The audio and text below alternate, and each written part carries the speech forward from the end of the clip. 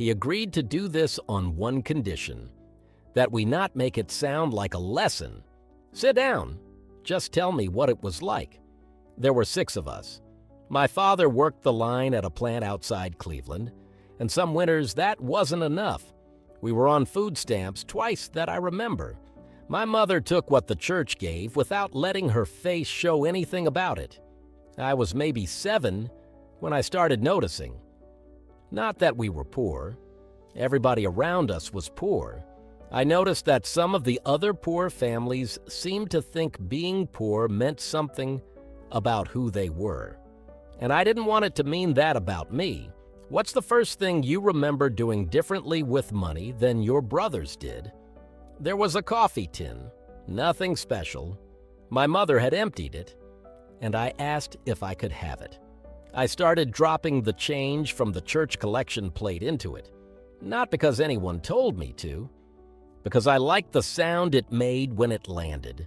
My brother thought that was the strangest thing he'd ever seen. A kid saving pennies he didn't have to spend anyway. He'd spend his on candy from the corner store the same day he got it.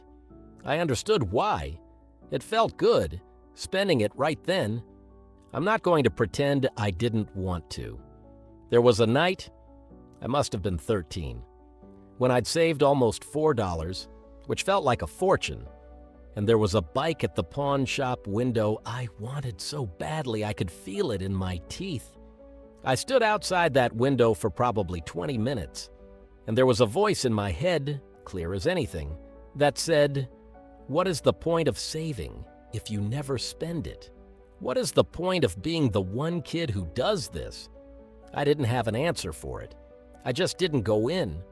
I don't fully know why, even now. I put the tin back under my bed and went home. That was the hardest year, honestly. Not because anything dramatic happened, just every week watching my brother enjoy something right away and me not letting myself. Nobody was proud of me for it.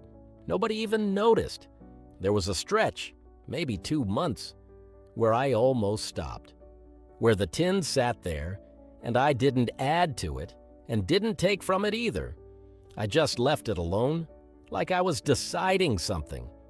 What made you start again? Nothing happened. That's the honest answer.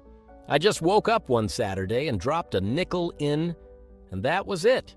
I never really stopped again after that. Do you ever feel guilty that you're the one who made it out? Every day of my life. My brother's a good man. He worked as hard as I did, harder some years. But what no one knew was we weren't actually solving the same problem. He was trying to survive being poor. I was trying to plant something. He kept the coin as a coin.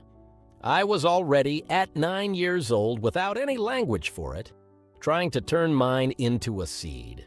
A coin stays what it is. A seed becomes something that makes more of itself. I didn't understand that then. I understand it completely now. What do you wish they understood?